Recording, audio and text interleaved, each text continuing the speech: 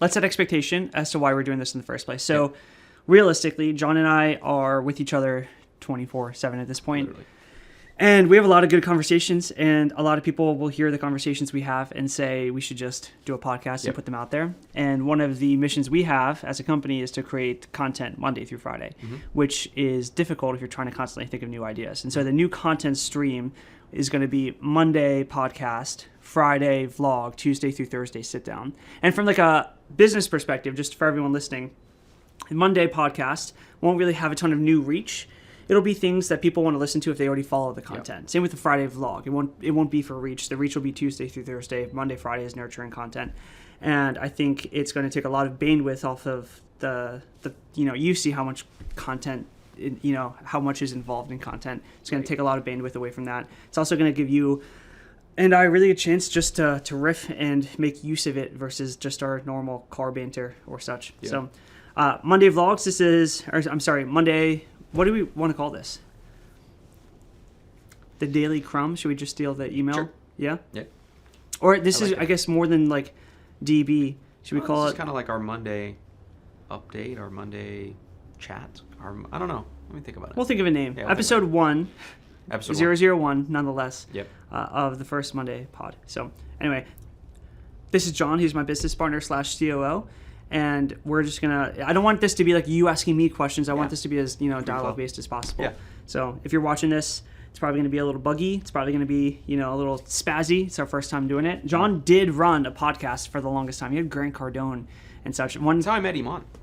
Oh, right. I forgot. You had Iman on it. Yeah. That's how me and Iman got connected. Yeah. Yeah. And then... That was back when Iman would do a podcast. Yeah, back in the day. Yeah. And then one guy that we all know ended up hating you on it. Yep. Which is a story maybe we can tell during this one too. Yeah, or tell now too. Yeah, it's a funny story.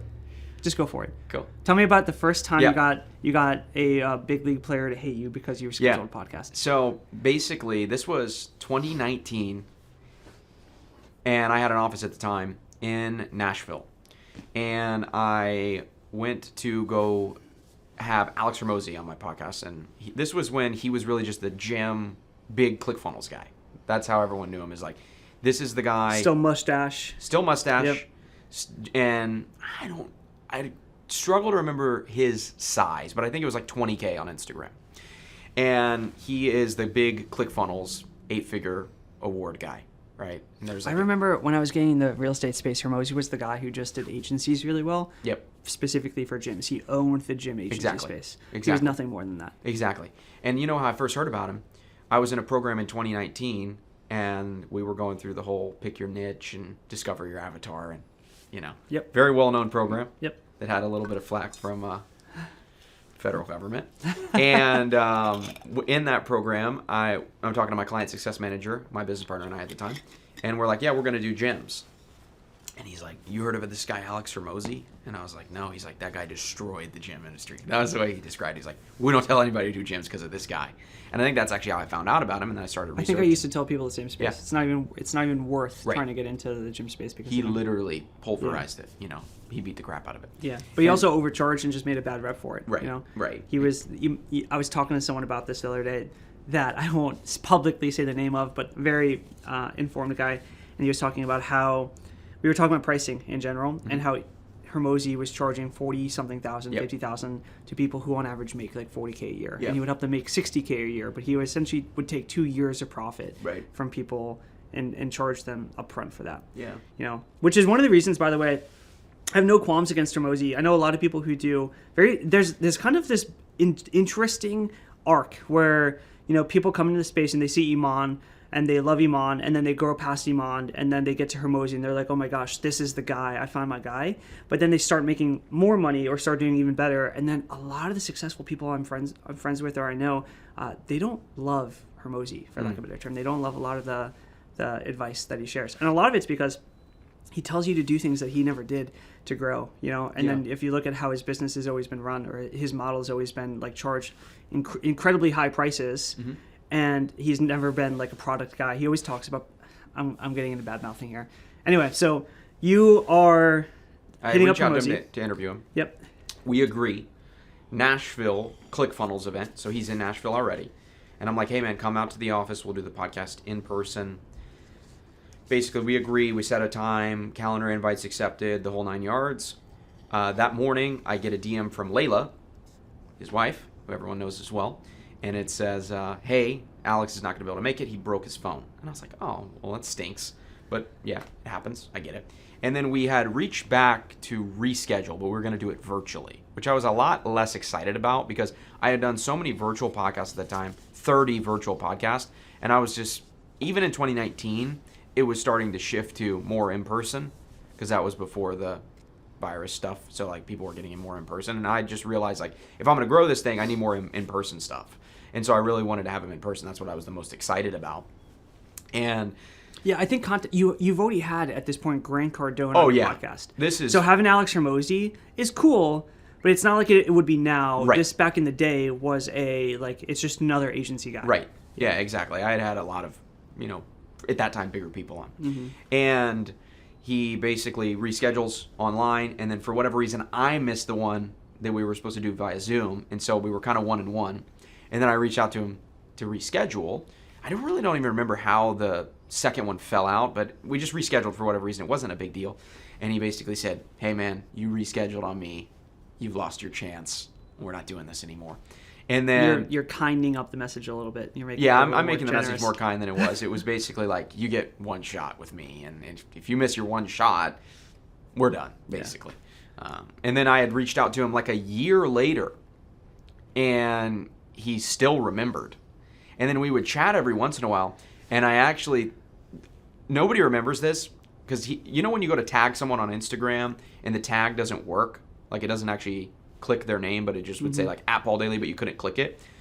There was one time, he must have been, I don't know if anybody's going to remember this. This is such a hyper specific thing, but he was drinking White Claws on his story one day. I'm not kidding. I can show you the DMs. I still have the DMs. And I messaged him and I said, no laws when you're drinking claws. And he posted it on his story and said, no laws when you're drinking claws, and tagged me. But it didn't click. This was probably 2020, 2021. And so I was like, bro, you're going to tag me on your story and make a joke? And then I was like, okay, this is the perfect time to be like, dude, slate's clear, let's do the pod. And still no. So it's like, bro, this is such a weird, you give me mixed signals here, you know what I mean? And so, I don't even think I've told you that part of the story. No, that's funny. It's just a weird one. And then, And then another, I don't even know if I should say this, we might have to cut this out. But when he did the software, Alan, that everybody was jumping on at that time. You remember all the guys were jumping on that bandwagon. His biggest regret. Yep. I wasn't on Alan. I used something called Capri at the time when I had my agency, Capri.ai. Yeah. Or something like that. I just had the foresight to realize, I don't know if this is going to be. It was my business partner at the time was just so sold on we got to get on this message. And it was terrible. They all are. I still think even with modern day AI, it's all still terrible. But. You know what I realized? This is when there's a trend to catch, everybody's going to call you crazy for spotting it. So almost when everybody, because remember when that came out, everybody was on it. There was no detractors. Everybody was saying, this is the new trend. But if you actually study people that catch trends through history, normally they look crazy. Normally they're the outlier. So when people were buying crypto in 2012, nobody was like, this is the next trend. Everybody was like, dude, you're an idiot for buying that. You're going to get scammed. And that was actually a trend that people caught. Same thing with the 2008, if you watch the Big Short movie. Everybody called him crazy, right? And so maybe there was something in me that was like, if this is really the trend, then not everybody would be jumping on this wildfire. It's a good way of looking at it. I always say money doesn't like the masses. Yeah, right. And so if 99 people out of 100 are doing it, then I tend. That's one of the reasons I'm staying away from I won't name a company name here, but it's the company that is, a lot of people are moving their payment processor to, big investments behind it, etc. Something about it just feels buggy to me. And when everyone's flooding to something like that, I just I stay clear. Yeah. So I didn't back in the day. I have the foresight now too, if you will. I think I just realized, hey, I'm already doing something that's working. Why go change my entire business model? Because we knew people that were doing over $100,000 a month on retainers, and they just said, I'm just going to go jump on this thing. And then they really crushed their whole business because of it. And then they had to build it back up. I just thought that was stupid. Yeah. My thing is, we used to say, if it ain't broke, don't fix it. All right, going back to Alan. Yeah, so go back to Alan. Hormozi has Alan. Yep, he has Alan. And I hit him up and I was like, hey, dude, I just want the agency course. And he was like, dude, I got you. Just send me your email. And I was like, dude, that's very kind of him. And he sends me a DocuSign for $18,000. Yeah. I'll never forget that, dude. He messaged me, I got you, bro. Send me your email. And I was like, no way. This guy's a G. DocuSign, 18 grand. And then he hits me up and he's like, hey, bro, did you get that through yet? And I was like, bro, like... That's the most Hormozi thing I've ever heard in my entire life. Which is so... This is the thing a lot of people have against him if they've been around for a while. It's so the opposite of what he pushes now. Yeah. Because the Hormozi now is like, no, just give it to them, right. You know, et cetera. Blah, blah. And granted, if it's behind a paywall, it's different. But, bro, completely different way of getting to where he is than what he preaches. Yeah. Is what a lot of people, including myself, would say about him. Yeah. You know? So, he ran with selling. I didn't realize we were going to go to Hormozi. I just wanted to talk about your podcast for a second. But he ran with selling like a $9 book. I have it. It's right over there at Gym Launch. Which is just a sales letter, you know. And so at the end of the day, like Dan Martell does the same thing with Buy Back Your Time, Hormozi did with Gym Launch, etc. But he sold a book, not giving anything away for free, but sold a book that was a sales letter to get people. Or he talked about, you know, we've had former closers of Hormozi and former salespeople, the podcast that they would tell people they were going to get on for free, etc. But it all just led to $40,000 sales calls. Yeah. And so, anyway, I digress. Yeah. But you've had a podcast.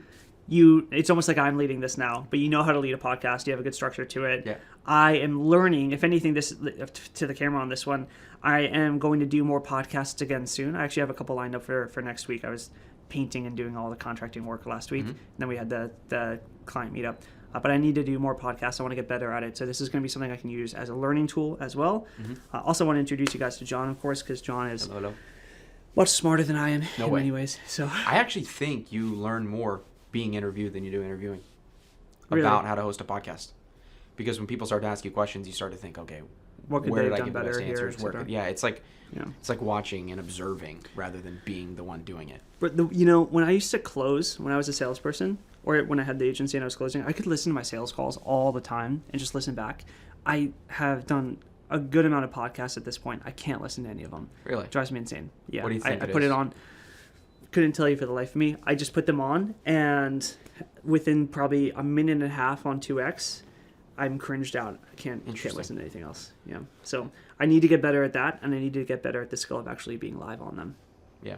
Cool. Okay, your show. After you. Well, I was going to come out with a fastball, but it's not really super Socratic in the fact that it's not really related to what we were talking about. That's fine. But I wanted to ask you, why do you think, because we talked about somebody that we mutually know, and you know you've shared your story a bunch of times, why do you think people normally find God on the way down rather than on the way up?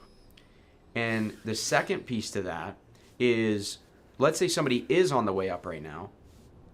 How do they get closer to God, like on the way up? Because it's almost contrary to what people typically do, you know? And so I guess I would love to hear that from you, because I know your personal testimony is related to this in some ways, and we also have seen this happen to a lot of people. And so why do you think that kind of happens? I can't even think of a person that I know that I would say found God on the way up. Right. I genuinely can't. Right. You know, are you talking about the text message I got yesterday? Gotcha. Context to this, guys, is this is public testimony. He made an Instagram story, so I saw that Joel Kaplan, who's a friend of ours, but also someone that we both went in the coaching program a long time ago. Yeah. He put a story out saying that he found God and declared Jesus as Lord, which is awesome. And so we were at Lowe's yesterday at the hardware store, and I hit him up just telling him, love him, happy for him, praying for him, here for him. And he gave me the whole get down as to how everything happened. And I'll say, I guess if anything on the high, it's almost like when you're going up like a stock, there's a crash, right? And so it's not like you're lower than you were when you first started the progression. Yeah. But it's always on the down that people find God. And I think the scripture that comes to mind right now is out of context on this, but it's that Christ came to get sinners to repent. He didn't come for the righteous, right? And I think at the end of the day, when you're on the way up, you think a lot of yourself. Even as a Christian, you start to, one of the videos that we have about this we have a video on YouTube about this, about Israel getting cocky and trying to conquer Jericho. It was after Jericho is the Battle of Ai, and they get conquered because they thought it was themselves. They didn't realize it was God pushing them forward. Right. I think at the end of the day, when you're on the way up, you are so not full of yourself, but confident. Your self-confidence is so high that you don't need a God. You don't need a savior. You do, but you don't recognize your need for it. Yeah, you don't recognize your need for it. Versus a lot, we'll talk about down low in bottom trenches where I found God. And then we'll talk about, people who are on the way up, go down for a little bit, find God there. But I think at the end of the day, when you have nothing left, we were talking about this the other day when we were talking about Islam and Judaism. And so many people, it doesn't matter what belief you subscribe to, you can be an atheist, you can be a Muslim, but when you have those moments in life that just take you to your knees, the first name to come out of your mouth is Jesus. And it's because the Holy Spirit is written on our hearts, and if it's written on our hearts, God knows who to call out for, And so I think when you're down low, there's no one to turn to but God. It's very easy to turn to God. And so I think realistically a loving father would know that. And it's not that he, I don't want to misspeak here. It's not that he, one of the things we even said yesterday is that he either causes it to happen or allows it to happen. Yep. So if you look at the book of Job, realistically, again, taking away from the direct story of Job, but the things that happen to you or for you, God allows. And essentially he allows you to become victim to your own demise. And so if you think about it, everything we do that's sinful by nature leads to destruction. And if it doesn't, that's grace shown by God of him stopping us before the destruction comes.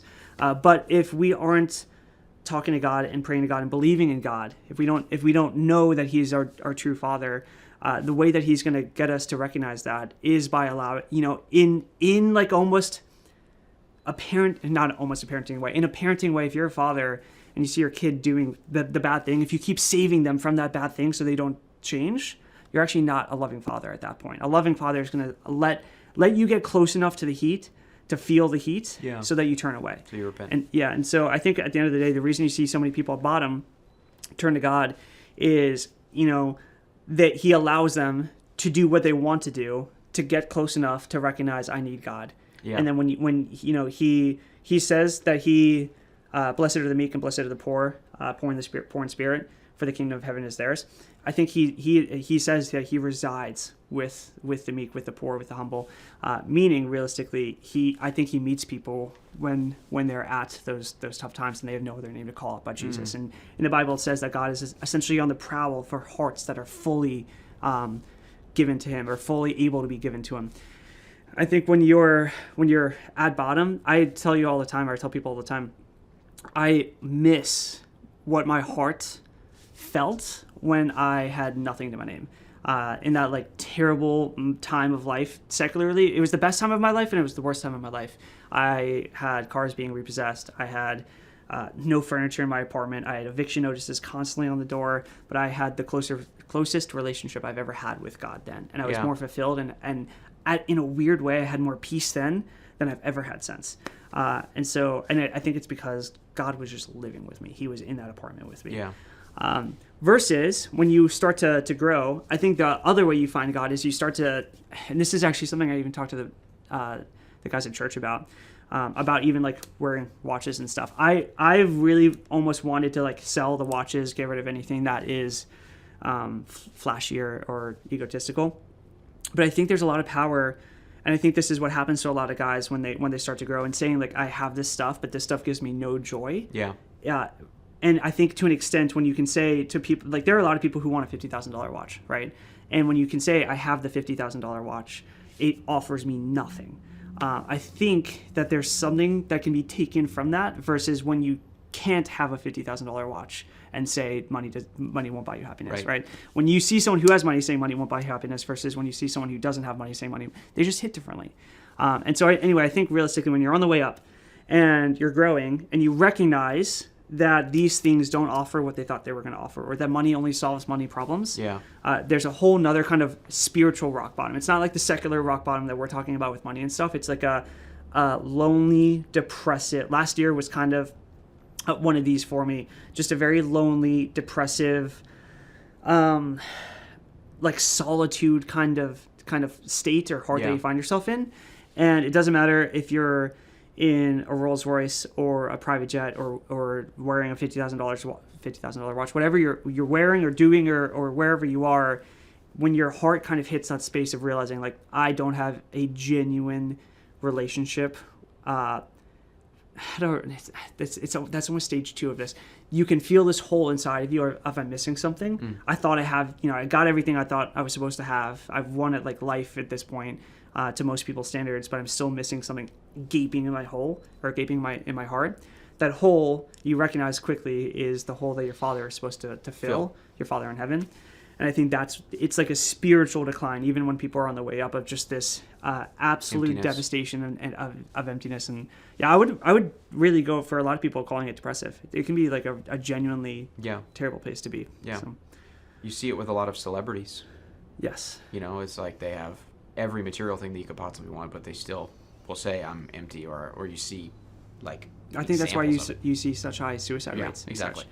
That's what I was alluding to. You either turn to God or you turn to different idols, and the different idols lead to pretty bad stuff. Yeah.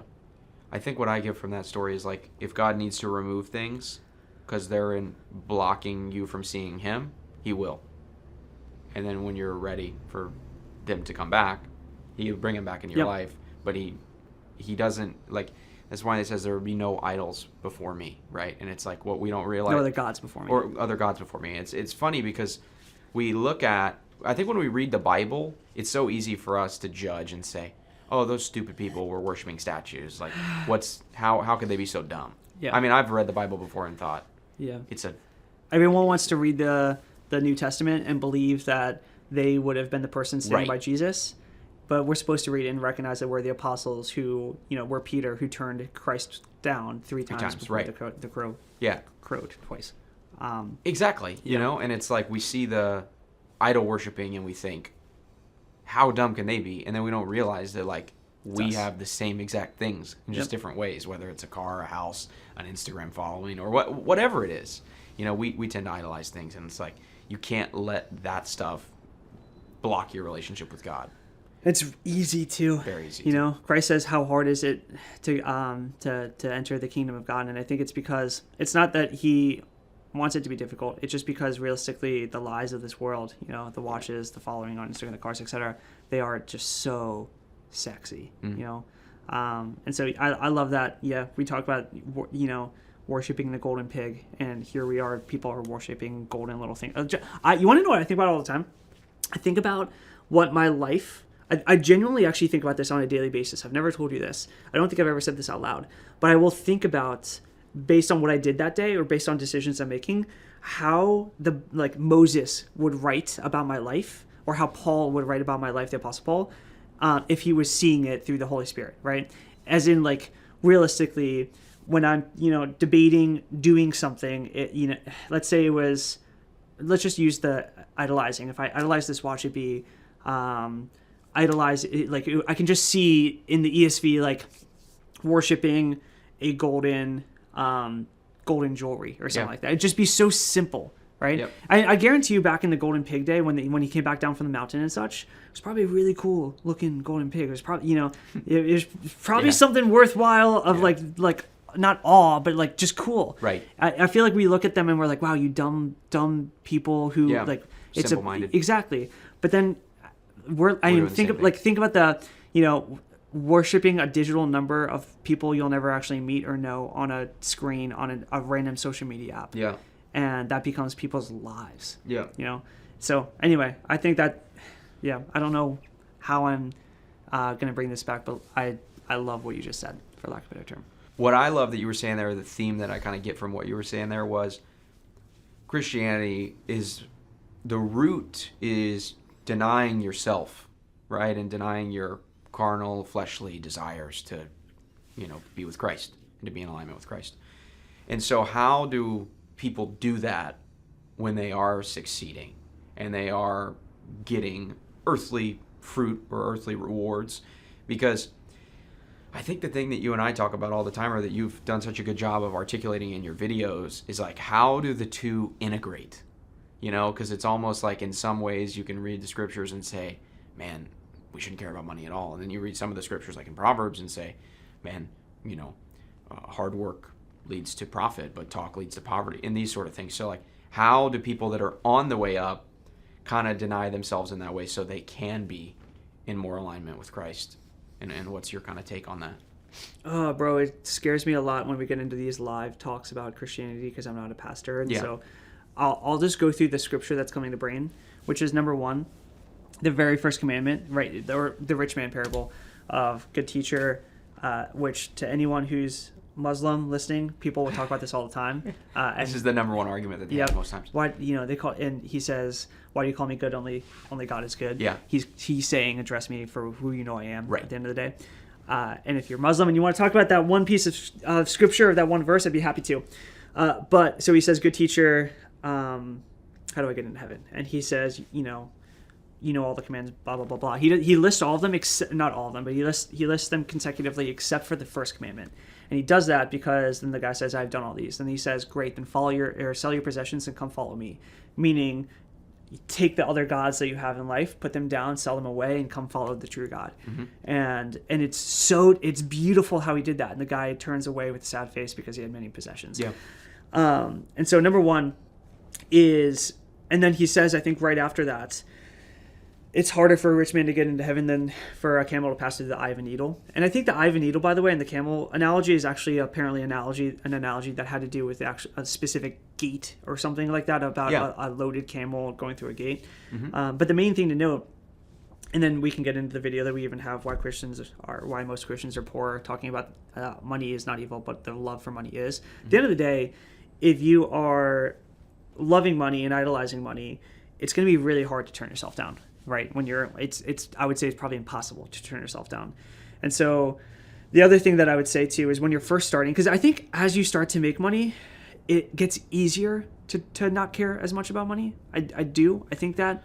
But when you're first starting, it's really hard not to. Yep. And the scripture that would come to mind there for me is that, Jesus is looking at the birds and he says, even Solomon in all of his glory or all of his power was not as well dressed as the birds of the field. And essentially, don't be anxious. God's got you covered. You know, if he's going to dress the birds like this, then and you are infinitely more valuable. Yep. Then why would you stress about him not being able to put food on your plate, not being able to clothe you, etc. And so I think there's like two sides to this. There's the getting out of your Maslow's hierarchy of needs, being able to pay the bills on the table kind of thing. Not starving. Which the other thing I would also say on this is I feel like a lot of the reasons that you'll see people who do really well is they have these rock bottom, I had a rock bottom.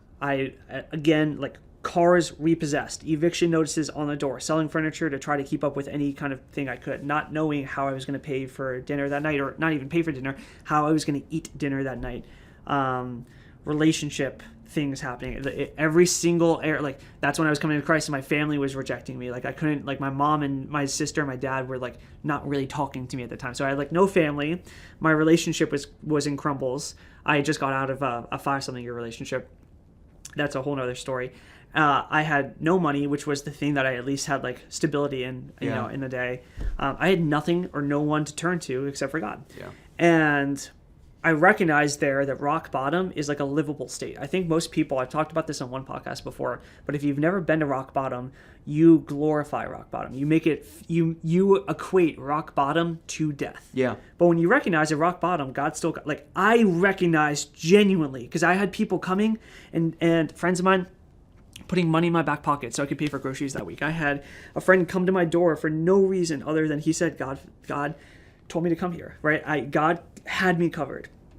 I really recognized the don't be anxious line. I just knew at the end of the day, I'm going to get through fine. And I've since tried to pay back all those gratitudes.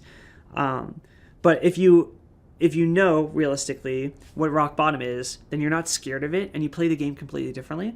But if you haven't been to rock bottom, you glorify rock bottom, and then you really get scared of getting there, right? You when I say glorify, you make it so severe that it's a place you never even want to get close to.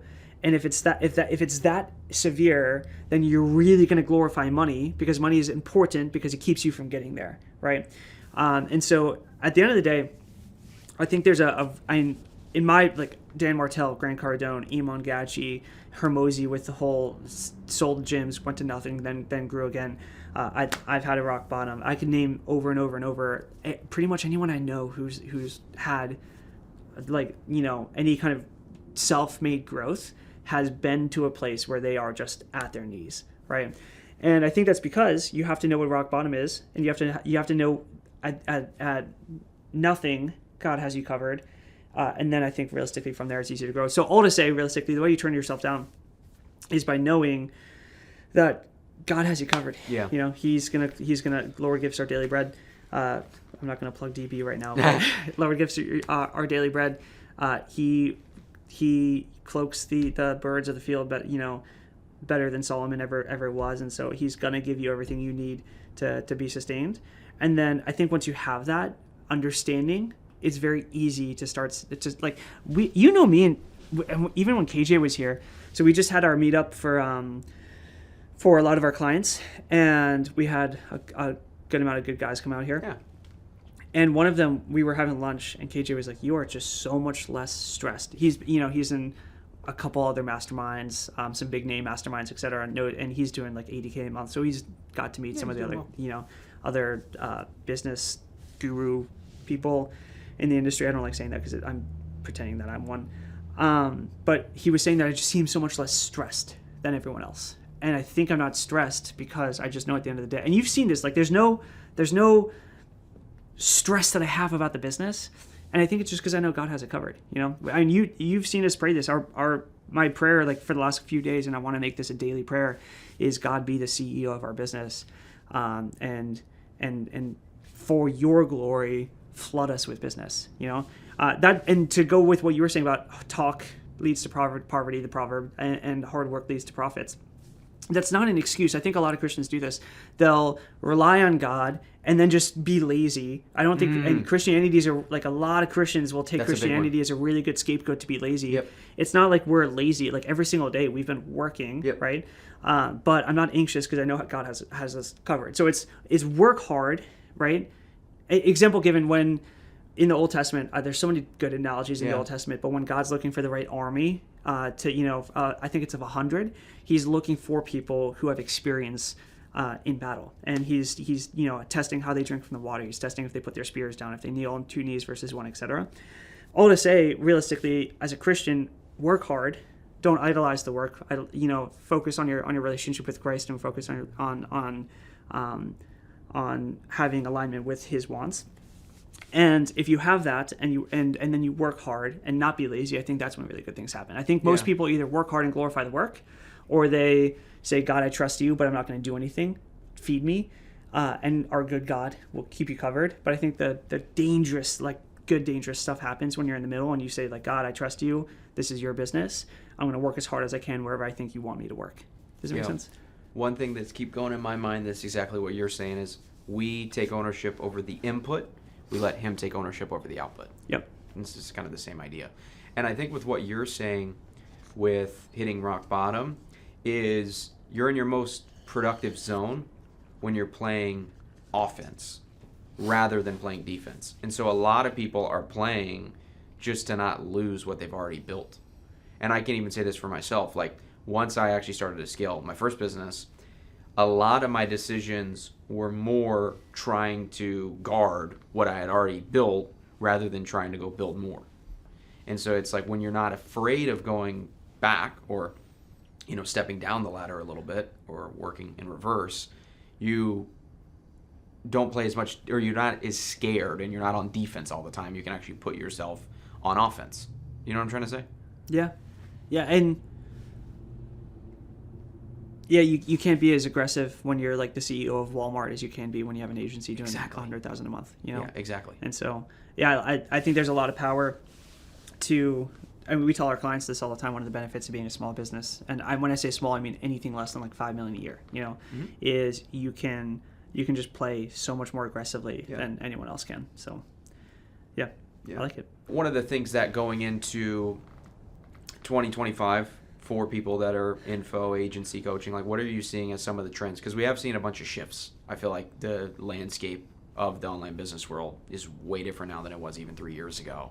And it seems like we're moving almost every year in this space is like 10 years in another space with just how fast things are moving and how quickly things are changing. So what are some of the things that you're seeing like with our business, with clients' businesses, where you think like these are some things that people need to be on the lookout for, or at least thinking about, that have changed? Because I feel like that's a lot of our conversations lately. Bro, I've said this, I'm either really right or really wrong on this. I'm going to go back to what you said about trends earlier, but everyone right now is trying to get into content, right? Mm-hmm. Specifically, so what happened was Luke Belmar, Tate, Gadget, they all blew up on what everyone thinks is short form content, right? And there's a lot of validity to that. But so everyone started thinking, okay, I need to get on short form. And so you started seeing everyone pour out Reels and TikToks, etc. And then you saw everyone starting to switch to long form content. I think realistically, there's just a cycle, because it's not the first time by any means that people have been saying get on content. It's always like, hey, ads are dying, go to content. But then when everyone's moving to content, ads start performing well because ads just get less expensive to buy. And so everyone, I guarantee in a year and a half, 2 years, people are going to be like, you got to be running ads. It's all about direct, etc. And then everyone who switched to content, these are the YouTube channels that you see people post, and then they just stop posting for years. They're all going to switch over to ads, and then they're going to switch. People just, if you're the kind of person who's been looking at all these different crypto coins, and like you have the FOMO of missing out, and you're just seeing everyone. Again, money does not like the masses. If you are moving with the 99 and just going from one thing to the next to the next to the next, there's never going to be money to be made there.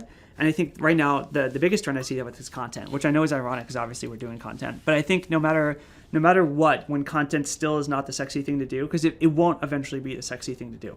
I think what's going to happen is people recognize that content is incredibly hard to do at good scale. Yeah.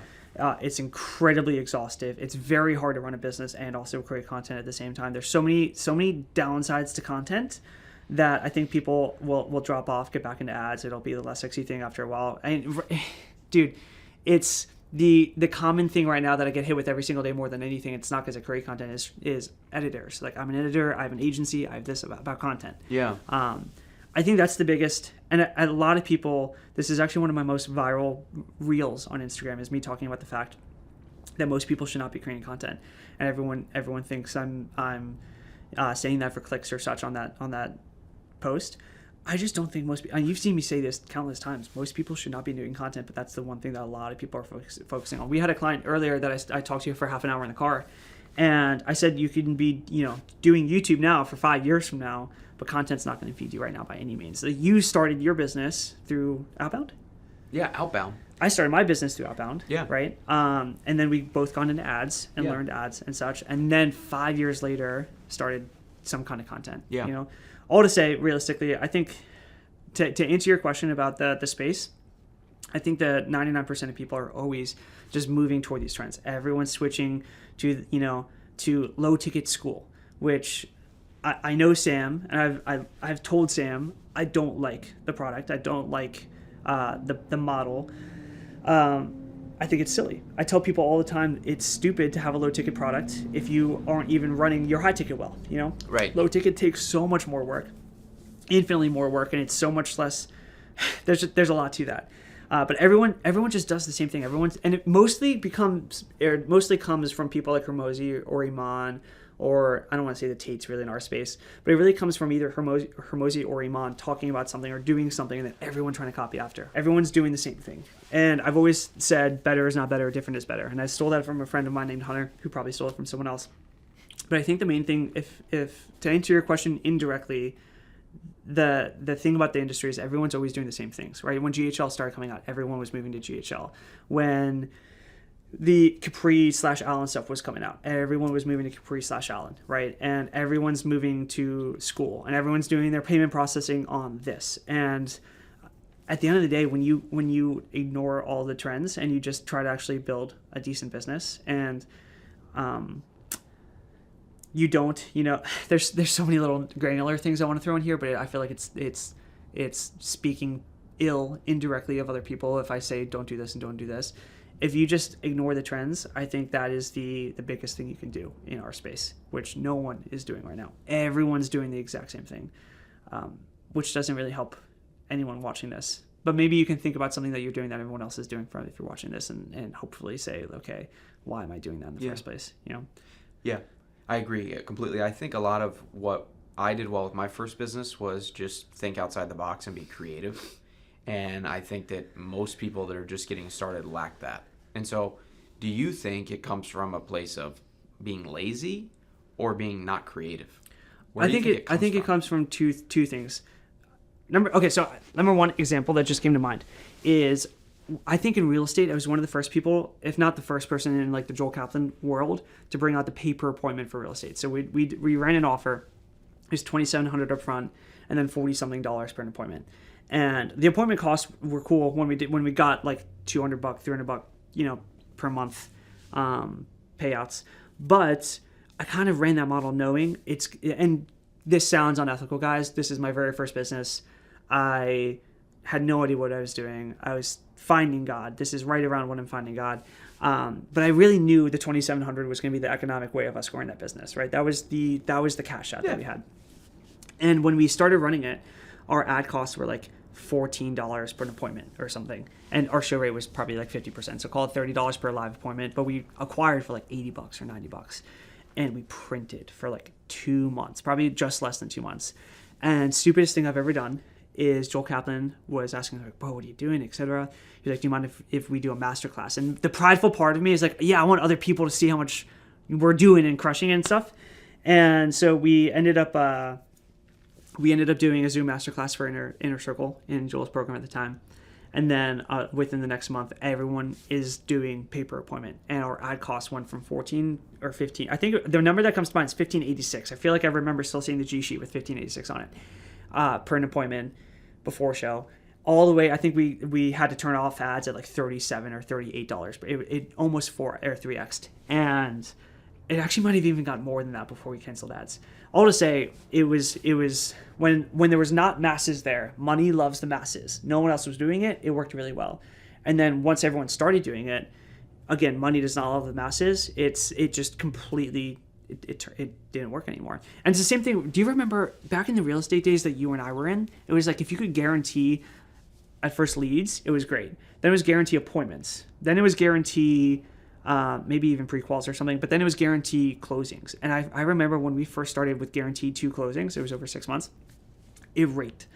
But then people started running 6 guarantees or 6 closings guaranteed and 10 close. And then before you know, it's just like, this is a whole nother conversation. All to say, when you do something different, then when you do something different, money loves different. Money loves money loves mastery is always what I say. I need to find a better way to say with alliteration that it doesn't love money doesn't love the masters. It loves what's like a way of saying individual, the minority. Money loves the minority, right? And so we have over here like if you can be creative and think of something, that's great. The more structure and the harder it is to duplicate it, the more of a business you have. That's why realistically, one of the first things they look when you're looking at buying a business, you're looking at, I forget the term for it, but Warren Buffett calls it the moat. The moat. Yeah, okay, I like the moat, like the thing that no one can get through to break through the castle. But like in general, what's the IP or something that makes the company hard to replicate, right? Yeah. If you don't have something that's hard to replicate, if it's easy to replicate, it's very easy. It's not worth anything at that point. Which is example given my pay per appointment offer structure. There's nothing unique about what we did except for how we structured our pricing model, and then because of that, our marketing. And so all to say, number one is I think a little bit of it is. You just like it's kind of shiny object syndrome. You see, you told me about a mastermind that you were at one day where you were running it with ads. I think you were almost at $250,000 a month, and then someone else you saw was doing a different strategy at $600K a month. And the first thing you thought was like, I need to do this because it's working really well. And the guy told you, do you remember this story? Sort of. Keep going on the story. Essentially, the guy told you, why would you do what I'm doing when you have something that's working really well? Pretty much. Just exactly that. You told me this like years ago. All to say, when you're an entrepreneur and you see someone doing something that is working, you're like, oh my God, I need to do that too. Yeah. So it's a little bit of FOMO. It's a little bit of shiny object syndrome. It's a little bit of lack of creativity. I don't think it's laziness because at the end of the day, it still takes work to copy all that stuff. I think it's just a lot of people who don't know anything about business following a blind leader. Yeah, like blind leading the blind. Blind leading the blind. Which is why when you see people who create businesses that have a moat or like something that's actually hard to replicate, they just run in our space. Right. Like our space, genuinely, it's not hard to get to 100,000 a month, but it's hard. In real estate, I always said it's kind of like skiing and snowboarding. If you're in real estate, it's very easy, in my opinion, to do $100,000 a month. Right? Quickly, it's very hard to get to $1 million a month. It's kind of like snowboarding. It's kind of like skiing. It's easy to learn, hard to master. Snowboarding, hard to learn, easy to master, is you could call it like e-commerce. You don't see a lot of companies in e-com doing like $200,000-$300,000 a month. You either see them doing like 30 a month if even, or $1 million a month. Right. There's like no in between, and it's because they're either learning or they've mastered. And so, anyway, all to say, I think realistically, the ability to create that moat, the structure, the depth that you have is the only thing you really need in our space to have a business, because most people don't have a business. This is one of the things that we were going to kind of create our marketing around for the original version of D7 when I was talking to Sanjay. It's that, and this is something that Tyler Newman talked about. He was, Tyler Newman, if you ever watch this, thank you for saying this, because this is kind of how I structured thinking about what we do. But Tyler said that I think he even made a testimonial for us on this. He said, Paul essentially takes an offer and turns it into a company, nice. Right? And so, in short, realistically, I had an offer, and most people just have an offer that they run, they market, they might throw organic at it, they might throw ads, etc. But if you can actually just structure something behind that offer that makes it hard to replicate, that's when you actually have a company. And I feel like most people in our space just have an offer, never even try, or don't even know that that's what they have to do. So, yeah. What are some signs of that? I think sign number one, to clarify. Signs that you don't have a company but you have an offer. Yeah. I think sign number one is if you are constantly from day one of every month having to start over from scratch and just run new ads or create more short form content, then you don't have an actual business, right? We always used to make a joke when we were at Iman's company of how long could we run the company after Iman died, if he ever died, before people would recognize that he was gone, right? Because we had so much infrastructure there. And there's also assets at that point, right? So like beside people capital or human capital, we just had a ton of assets. Most companies don't have assets. They just have some kind of school or community with group coaching calls, or if you're an agency, you have some kind of GHL account or whatever be it. That's not hard to build. It's not hard to replicate that. It takes half a day to build out a school.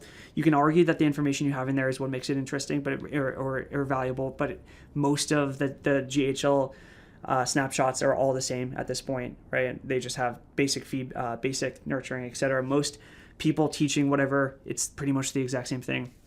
Group coaching calls are not hard to replicate, etc. And so at the end of the day, if you just have something that's not hard to build and you're just running ads to that or creating short form content that gets people to that, it's not really valuable, right? When you start to have good SEO and good organic YouTube long form content, and you have things that for years will feed people in, and then from that you have a pricing model that keeps people paying as once they're in for a long time, because you now have a product that keeps people around for a long time, and then you have a company or people in your corner that are helping you build toward whatever it is that you're building, not just feeding your profits, but you have people that are actually working harder than you at whatever you're working toward. I think those are like indicators that you're doing the right thing. But most people, they just do the bare minimum for a product. And bro, it's because realistically, every single person that I can think of, Charlie Morgan, Joel Kaplan, Alex Hormozi, etc., and like just Ravi Abuvala, blah, blah, blah, right? If I can just list names, and nothing wrong about it, any of what they're doing or saying, but they're all focused on acquisition. This is how you get more clients. This is how you get more appointments. This is how you book more. Everyone's focused on marketing and sales. There's very few people who actually say like, this is what you need to do to build everything. Remember when Traffic and Funnels, like their lead CSM left and they created a client success program for like 30 something grand? I was in it. Okay. So like, I never even heard about that until I talked to you. Yeah. It's just like anything that's focused on client success or product, operations is like a sexy thing that a lot of people want to buy into, but actual product quality, no one seems to care. And so I think realistically, because of that, everyone has the most MVP style of product, which is I think what was so sexy and alluring about Iman's agency nav for the longest time. It's like people saw that this was completely different than any other product out there. The video content, the amount of content, the actual platform, the way everything was built, it was so unique for a fraction of the price of everything else people were buying. Same can be said about Tate. Realistically, as much as people hate him, for $49, the product that he was delivering was really good. I actually never really looked into it, which is probably bad now that I think about it. All to say, I think most people, if you want to know whether or not you have a company or an offer, it's first thing is like, look at your product. Is it hard to replicate? 9.9 out of 10 times it's going to be no. It's going to be very easy to replicate. Yeah. And if your only goal at this point is like, okay, I have this very easy thing to replicate product-wise, now it's just however I get people to buy it, then there's nothing really unique about it. You don't have, at that point, a company. And if you want to even know if you, that's stage 2, offer to company is stage 2 or probably stage 3 or something. The stage before that is, do I even have an offer that people want to buy, right? Which we talk about all the time. Most people don't even know how to have a good offer. And I think half that comes into just, that's a whole nother conversation we can get into.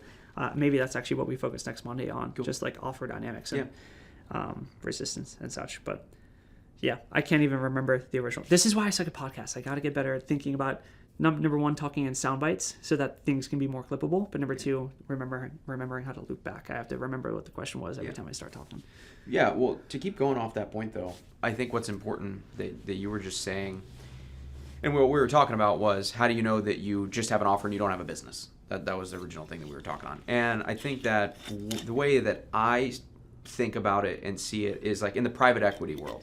When somebody's going to sell their company, they basically go and speak with the company, the potential buyer, and they're thinking, would it be cheaper to buy this company or rebuild it?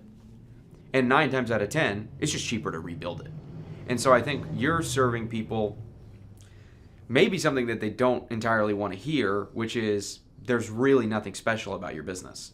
And if there's nothing special about your business, you're probably not going to be able to have a company that scales massively and that makes tens of millions of dollars, which, like you gave the example of Iman had a lot of very special aspects about that business that realistically made it do so well. Yeah. Another example that we can use, dude, is Cole Gordon. Yeah, Cole's a great example. There's nothing unique about Cole's product method or delivery. It's the IP or like Iman scaled with like systems. I think Cole scaled really well with human capital, right? But he has team members who make $50,000, $60,000 a month. And so Cole found a completely different way of growing a company where it's pretty hard, if not impossible, to copy what he does because the level of talent in his company that makes absorbent amounts of money as non-business owners, it's really hard to replicate that and to find people like that, And so it's, people, a lot of the clients that we have are sales coaches or have some kind of recruiting offer or whatever be it, and they talk about Cole, and it's just they're like, okay, or they try to charge the same price as Cole or whatever be it. All these kind of silly / stupid things.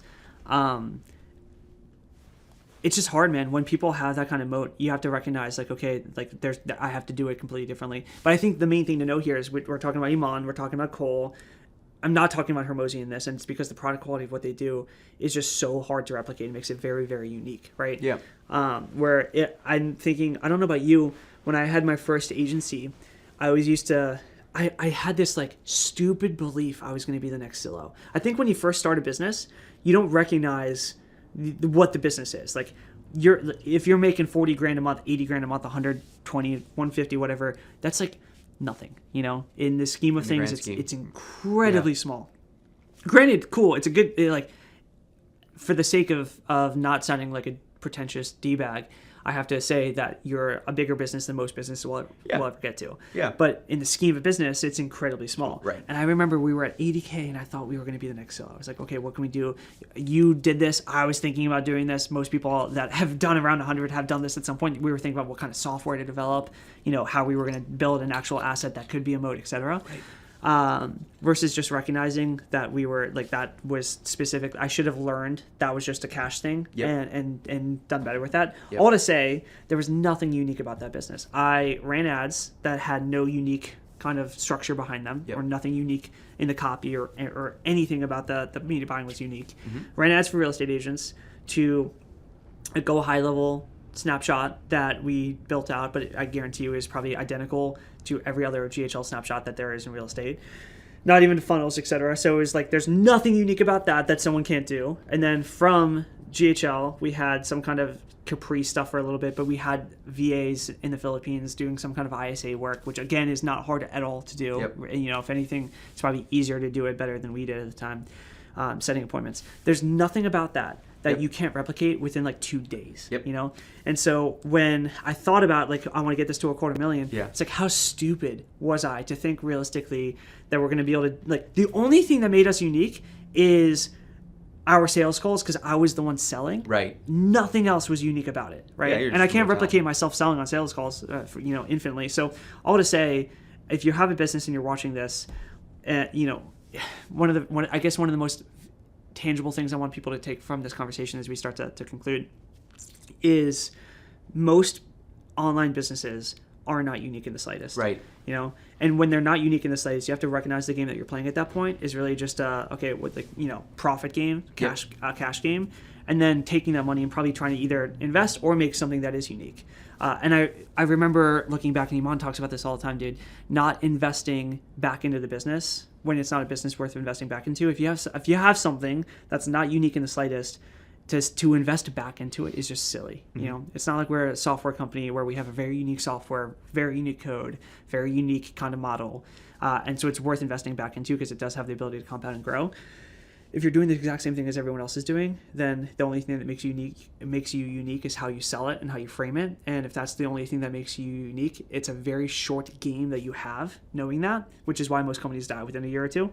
And so if you only have a year or two of doing this, unique thing, then profit as much as you can in that time, and then do something smart with the profit rather than, most people as soon as they, looking back, bro, so many people, they'll get to 100,000 a month, they'll profit 50. It's even silly that we're talking about 100,000 rev or something, but they'll profit 50 and then they'll just spend the 50 so poorly because they think it's going to be the rest of their lives doing it. And granted, it's very easy, to continue to grow in different ways and you learn from it, etc.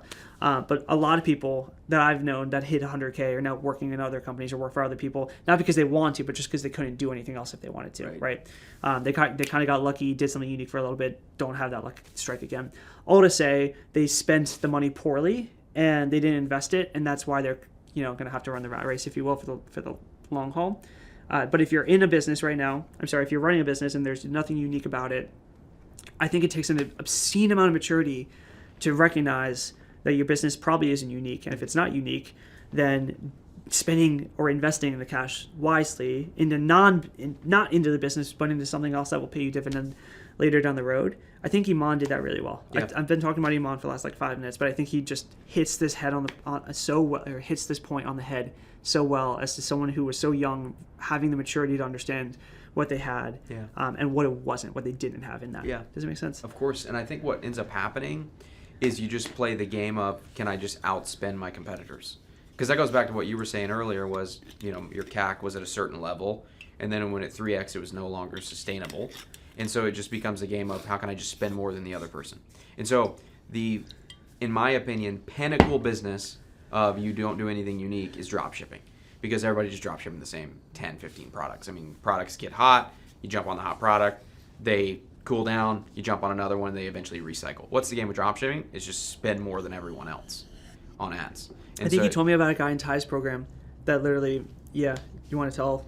Yeah, there's basically, Ty was talking about on a podcast, his top private Minty student who's netting like $50 million a year, and he just copies other people's offers. Yeah, but he just goes in and runs more ad way more. It just got more money. Yep. He's just like the BlackRock of like the online business stuff. Hey, this product's working, and this person's they can only spend a few grand a month on it.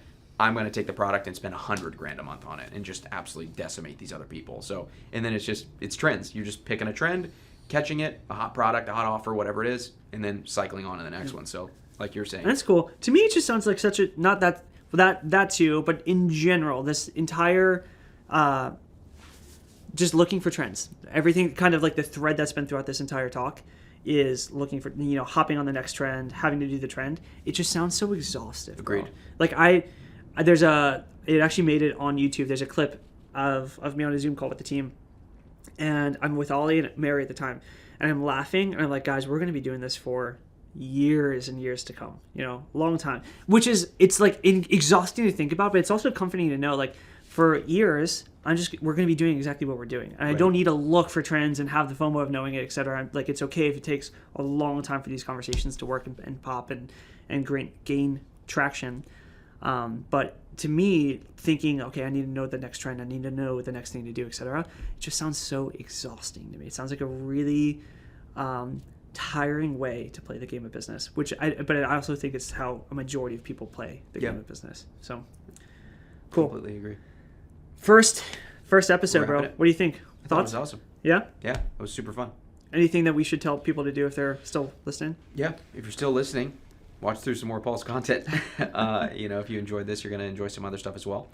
And I must shamelessly say, if you're a coach, consultant, or agency owner, you're looking for help scaling go to daily7.com and learn more about our D7 offer. Potentially book a call with me and talk to me a little bit more about your business. I'd love to see where we can help, whether we end up working together or not. We're just here to serve and help people, like we talked about a little earlier. We care about people, and I think that it really shows in the clients that we work with, and the feedback that we get from clients is that we actually do care. So the thing that makes us unique right now is human capital. Exactly. Yep. Yeah. It's nothing about the actual product other than the information we have, just because it's you and I. Yeah. So, and absolutely. for the time being, it's going to stay like that for quite a while. Absolutely. So, if you want more info on that, feel free. Cool. Guys, thank you so much. I think that was around an hour. Cool. Good time. If you guys need anything, Cool. again, would love for you to check out daily7.com. D7 is what we're pouring into. Thank you guys, as always, for watching this. I'm almost signing this out like a podcast host, but I don't have an official sign-out thing. So I'm just going to say, check out John on Instagram, John Danes. Check out my Instagram, Paul Daley. Check out Daily7, CTA, you know, the way it goes. Not normally what we do here. Not our low-ticket school group. Yeah. If you do want to check out a low ticket, check out dailybread.co, where we try to, Daily7 is all about this. So is Daily Bread, bringing Christianity and business into one community. The convergence of the two is something that I really feel we're trying to do as well as possible. Would love to see you guys there. Until next time, happy hunting.